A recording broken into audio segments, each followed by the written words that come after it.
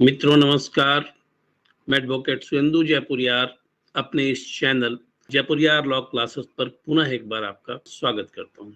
मित्रों, जैसा कि आप लोगों को पता है, मैं लगातार ही सिविल प्रोसीजर कोड पर कुछ वीडियो अपलोड कर रहा हूं। इधर मैंने, जैसा कि आप लोगों को कमिट किया था, कि मैं एक सीरीज इस पर चला रहा हूं, इसमें सारे सिविल प्रोसीजर कोड के सारे टॉपिक आपको कवर किए जाएंगे। यह आपके जो नए लॉयर हैं उनके प्रैक्टिस के लिए भी बहुत ही महत्वपूर्ण है, और जो लोग, ठीक है ना, जुडिशरी की तैयारी कर रहे हैं उनके लिए तो यह अति महत्वपूर्ण है, क्योंकि सिविल प्रोसीजर कोड जो है वह करीब करीब सभी स्टेट में वह एप्लीकेबल है, सभी स्टेट के सिलेबस में है, पीटी में भी है और मेंस में भी है। इसीलिए मेरी कोशिश यह है कि आपको बेहतर से बेहतर तरीके से इसको समझाया जा सके। मित्रों, आज की वीडियो में मैं आप लोगों को एक नया टॉपिक के साथ आपके सामने हूं, और यह है स्टे ऑर्डर और इंजंक्शन। स्टे ऑर्डर और इंजंक्शन, ऐसे लिटरली टर्म में देखिए तो दोनों का मतलब एक ही होता है, वह हो रोक। ठीक है ना, स्टे ऑर्डर इंजंक्शन दोनों का मतलब एक होता है, वह है रोक, लेकिन दोनों का संदर्भ फिर अलग अलग हो जाता है। जब हम स्टे ऑर्डर की बात करते हैं, ठीक है, जब स्टे ऑर्डर की बात करते हैं तो स्पष्ट पता चलता है कि कोर्ट के द्वारा किसी प्रोसीडिंग पर स्टे लगाया गया। ठीक है, कोर्ट के द्वारा किसी प्रोसीडिंग पर, कोर्ट की प्रोसीडिंग पर स्टे लगाया गया। ठीक है, इंजंक्शन की बात करते हैं तब यहाँ पर इंजंक्शन व्यक्ति के ऊपर एप्लीकेबल होता है। कोर्ट ही वह आदेश करता है, लेकिन वह व्यक्ति के ऊपर, उसको रिस्ट्रेन किया जाता है कि वह इस काम को न करे। ठीक है ना, या फिर वह काम को कर रहा है तो उस पर रोक लगा दी जाती है। तो मतलब दोनों का एक है, लेकिन संदर्भ दोनों का अलग अलग है। तो स्टे ऑर्डर जो है वो कोर्ट के प्रोसीडिंग के ऊपर एप्लीकेबल होता है, और इंजंक्शन जो है वह व्यक्ति के एक्शन के ऊपर एप्लीकेबल होता है। तो डिफरेंस आपको पता चल चुका होगा कि स्टे ऑर्डर कहाँ पर एप्लीकेबल है और इंजंक्शन कहाँ पर एप्लीकेबल है। दोनों का मतलब तो भले ही सेम हो, लेकिन संदर्भ, जैसा कि मैंने बतलाया, वो अलग अलग हो जाता है। ठीक है, तो हम जब बात करते हैं स्टे ऑर्डर की, ठीक है ना, स्टे ऑर्डर की, तो स्टे ऑर्डर का प्रोविजन कहाँ किया गया है? स्टे ऑर्डर का प्रोविजन सेक्शन 10 में किया गया। ठीक है ना, स्टे ऑर्डर का प्रोविजन सेक्शन 10 में किया गया। अब किस परिस्थिति में स्टे ऑर्डर लिया जाता है, ठीक है ना, किस परिस्थिति में लिया जाता है स्टे ऑर्डर?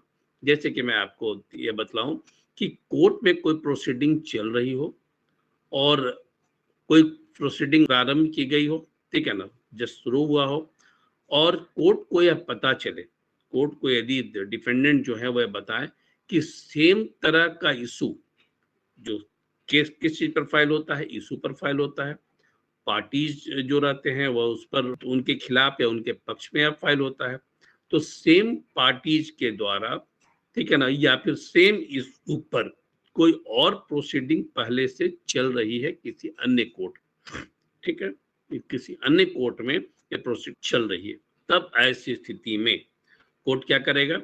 इसको स्टे कर देगा। पहले कहेगा पहले जो प्रोसीडिंग चल रही है उसको सेटल होने दीजिए, वो इशू को मैं देखूंगा क्या है, और तब यहाँ पर वो प्रोसीडिंग चलेगी। या फिर सेम इशू पर सेम पार्टीज के द्वारा, मतलब सेम प्लेंटिफ और सेम डिफेंडेंट के द्वारा कोई केस का फैसला हो चुका है, सेम इशू पर ही कोई फैसला हो चुका है, तब ऐसी स्थिति में रेस जुडिकाटा एप्लीकेबल हो जाता है। और जब रेस जुडिकाटा की जानकारी दी जाती है कोर्ट को, तो कोर्ट उस केस को स्टे कर देता है। ठीक है ना, जब तक पूरी तरह से कंफर्म नहीं हो जाता है कि उस पर क्या करना है नहीं करना, कोर्ट उसको स्टे कर देता है। स्टे का मतलब डिसमिसल नहीं है, make it A point. Stay का मतलब डिसमिसल नहीं है, स्टे का मतलब है कि उस पर टेम्पररी रोक लगाई गई। इसके अलावा यदि मान लीजिए कि कोर्ट में कोई इशू चल रहा है, लोअर कोर्ट में कोई इशू चल रहा है, और जैसे कि ट्रांसफर पिटीशन, जैसे कि कोई मैट्रिमोनियल डिस्प्यूट चल रहा है, कोई पत्नी कहीं रहती है, पति कहीं रहता है, तो पत्नी ने हाई कोर्ट में सेम जुरिस्डिक्शन का, जो उसी स्टेट का है हाई कोर्ट, वहां पर यदि वह फाइल करती है कि इनको स्टे दिया जाए इसमें, या फिर वह कहती है कि इसको ट्रांसफर किया जाए जहां मैं रहती हूँ, क्योंकि वहां पर मुझे दिक्कत हो रही है, और तब तक के लिए, जब तक ट्रांसफर नहीं होता है, तब तक इसकी प्रोसीडिंग पर रोक लगाई जाए। तब ऐसी स्थिति में हाई कोर्ट क्या करता है, high court stay order pass करता है और प्रोसीडिंग पर रोक लगा देता है। तो मेरे कहने का मतलब यह है कि कोर्ट की प्रोसीडिंग पर जो टेम्पररी रोक लगाई जाती है, ठीक है ना, कोर्ट की प्रोसीडिंग पर जो टेम्पररी रोक लगाई जाती है उसको हम स्टे कहते हैं। जैसा कि मैंने आप लोगों को कहा कि स्टे का प्रोविजन जो है वह कहाँ किया गया है, सेक्शन 10 में किया गया है। लेकिन ऑर्डर्स में भी इसका प्रोविजन है। अब ऑर्डर्स की बात जब मैं करूं तो ऑर्डर 21, सीपीसी का ऑर्डर 21 जो है वह क्या कहता है, ऑर्डर 21 एग्जीक्यूशन की बात करता है। एग्जीक्यूशन का क्या मतलब हुआ, एग्जीक्यूशन का मतलब हुआ कि यदि कोई डिक्री पास होती है, कोई जजमेंट पास होता है कोर्ट के द्वारा, ठीक है ना, और कोई ऑर्डर पास होता है, तब उसको जो एग्जीक्यूट करने की प्रक्रिया चलती है, ठीक है ना, एग्जीक्यूट करने की प्रक्रिया चलती है, वो एग्जीक्यूशन कोर्ट में ही फाइल किया जाता है। तो एग्जीक्यूशन का जो सूट फाइल किया जाता है, एग्जीक्यूशन का जो पिटिशन फाइल किया जाता है, वह जब एग्जीक्यूशन पिटिशन फाइल किया गया, इन द मीन टाइम यदि यह मामला अपेलेबल है, मतलब कि उसकी अपील की जा सकती है, तब ऐसी स्थिति में अपोजिट पार्टी जो जजमेंट डेटर है, जो केस को हार चुका है, वह यह कहता है कि मैं अपील में जा रहा हूं, इसीलिए एग्जीक्यूशन की जो प्रोसीडिंग है उस पर स्टे लगाया जाए। तब ऐसी स्थिति में कोर्ट जो है वह क्या करेगा, वो स्टे लगा देगा। कोर्ट खुद भी इस पर स्टे लगा सकता है यदि मामला अवेलेबल है। ये कहता है कि आप अपील में जाइए और तब तक के लिए एग्जीक्यूशन पर स्टे लगाया जाता है यदि कोर्ट सेटिस्फाई हो जाता है तब। लेकिन नॉर्मली डिफेंडेंट के पिटीशन पर ही ऐसा होता है, ठीक है, नॉर्मली डिफेंडेंट के पिटीशन पर ही होता है। तो एग्जीक्यूशन की जहां बात आती है, ठीक है, वहां पर भी स्टे लगाया जाता है, जिसकी चर्चा ऑर्डर 21 में की गई है और ऑर्डर 21 के रूल 26 में की गई है इसकी चर्चा, ठीक है। तो मेरे ख्याल से आपको स्टे जो है वह क्लियर हो चुका होगा। और दूसरी बात यह है कि स्टे तब तक लगाया जाता है, स्टे तब तक लगाया जाता है जब तक वह इशू सेटल नहीं हो जाता है। जैसे कि मान लीजिए किसी केस में पेंडिंग है कोई केस, वह इशू यदि सेटल हो गया तब यहाँ पर स्टे ऑटोमेटिकली खत्म हो जाएगा, जो परिणाम जो भी हो इस केस में, लेकिन वह स्टे खत्म हो जाएगा। प्रोसीडिंग यदि चलनी है चलेगी, यदि केस डिसमिस होना है तो डिसमिस होगा। उसी ढंग से यदि मान लीजिए ट्रांसफर पिटीशन आपने कहीं पर डाला है, ठीक है, ट्रांसफर पिटीशन डाला है हाई कोर्ट में, और तब तक वह स्टे रहेगा जब तक वह ट्रांसफर हो नहीं जाता है या फिर हाई कोर्ट के द्वारा उसको खारिज नहीं कर दिया जाता है, ठीक है ना। या तो हाई कोर्ट अलाउ करेगा या फिर खारिज करेगा।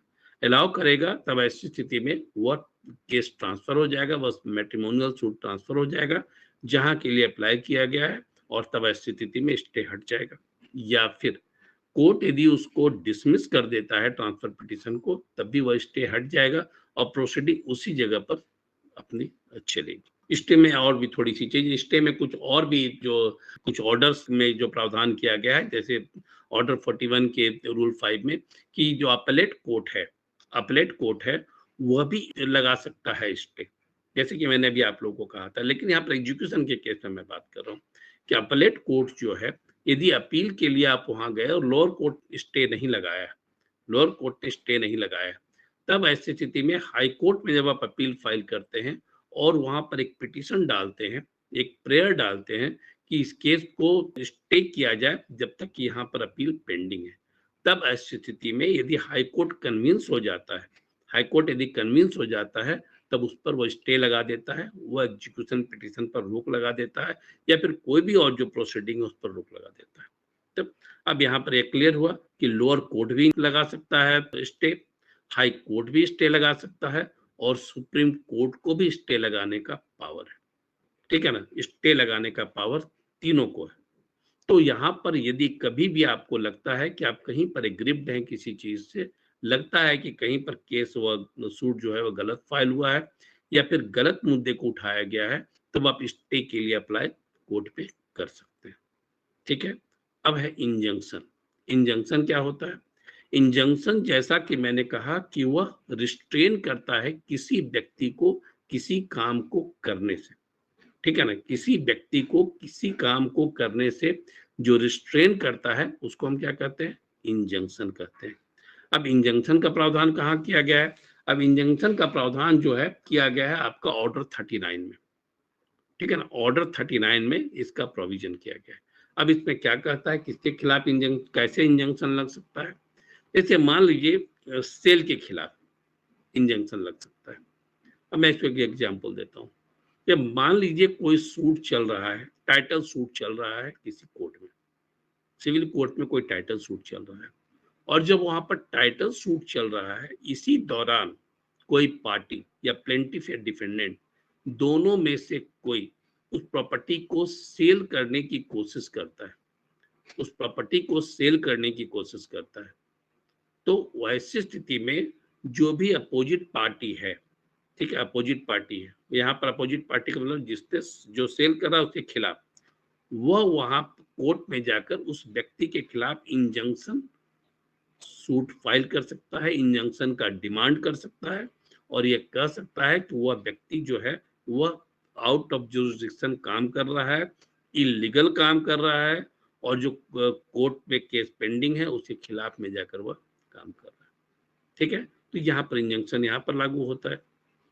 अब सपोज करिए किसी जमीन का विवाद है, किसी व्यक्ति के साथ जमीन का विवाद है, या फिर किसी पूरे फैमिली में जमीन का विवाद है, और जमीन के विवाद में, ठीक है ना, वहां पर स्टे लगा, इंजंक्शन लगा हुआ है सभी व्यक्तियों पर, जो लोग वहां पर पार्टी हैं, कि वे लोग उसमें कोई एक्टिविटी नहीं करेंगे। ठीक है ना, कोई एक्टिविटी नहीं करेंगे। अब वहां पर एक व्यक्ति क्या करता है, एक व्यक्ति करता क्या है कि वहां पर वह को फसल लगाने की कोशिश करता है। ठीक है, फसल लगाने की। अब यहाँ पर क्या है, यहाँ टाइटल सूट फाइल हुआ है, वहां पर ओनरशिप का मुद्दा इन्वॉल्व है। तब ऐसी स्थिति में यदि कोई व्यक्ति वहां फसल लगाता है, तो वह इसका मतलब है कि वह उस जमीन पर क्लेम कर रहा है। तब जो और पार्टी हैं वह कोर्ट में चले जाते हैं इंजंक्शन के लिए, और कहते हैं कि उस व्यक्ति को उस काम को करने से रोका जाए। तो अब यहाँ पर एक चीज क्लियर हुई कि व्यक्ति जब काम को कर रहा है तब उसको करने से रोका जाता है। दूसरा है प्रिवेंटिव भी है। यदि ऐसा लगता है कि कोई व्यक्ति किसी भी जो इशू है, सूट का इशू है, और जो प्रॉपर्टी है किसी चीज की, या फिर जो कोई कॉज ऑफ एक्शन बनता है, उसके खिलाफ में जाकर कोई काम कर सकता है। ठीक है ना, कोई काम कर सकता है, तो इस एंटिसिपेशन में भी व्यक्ति इंजंक्शन फाइल कर सकता है, इंजंक्शन के लिए फाइल कर सकता है कोर्ट में। और कोर्ट इन एंटिसिपेशन, ठीक है, इन एंटिसिपेशन उसको यह इंस्ट्रक्शन दे सकती है कि जब तक कोर्ट में सूट फाइल है तब तक आप ऐसा कुछ भी काम वहां पर नहीं करेंगे, कोई भी एक्टिविटी आप नहीं चलाएंगे। ठीक है ना, कोई भी एक्टिविटी आप नहीं चलाएंगे। ठीक है, तो यहाँ पर इस चीज को क्या हुआ कि प्रिवेंटिव भी है, और यह दूसरा चीज है जब वो एक्शन में है तब उस पर रिस्ट्रेन भी किया जाता है।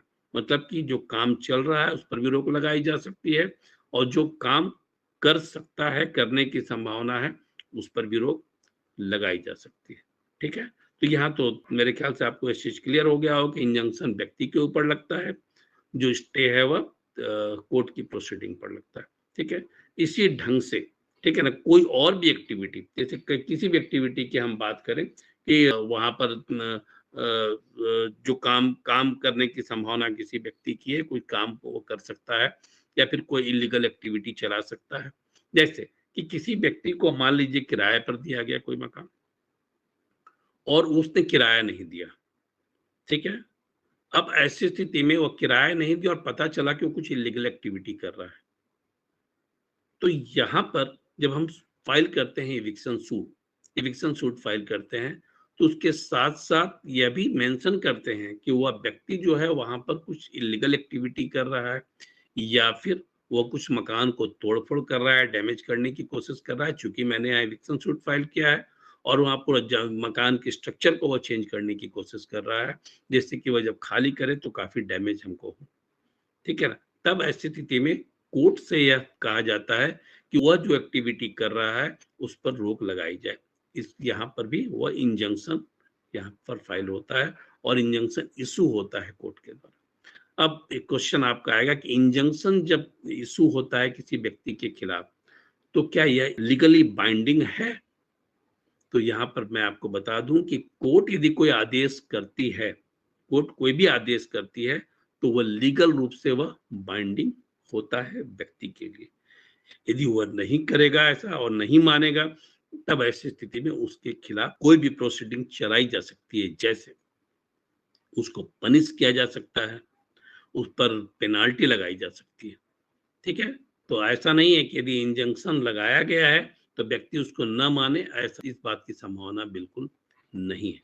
ठीक है? जब इंजंक्शन कोर्ट के द्वारा लगाया गया तब ऐसी स्थिति में उस व्यक्ति के लिए बाध्यकारी है कि वो उस पर उसके अनुसार काम करे। यदि वो नहीं करेगा तो जेल भी जा सकता है, वो नहीं करेगा तो उस पर फाइन भी हो सकता है, according to the nature of the case.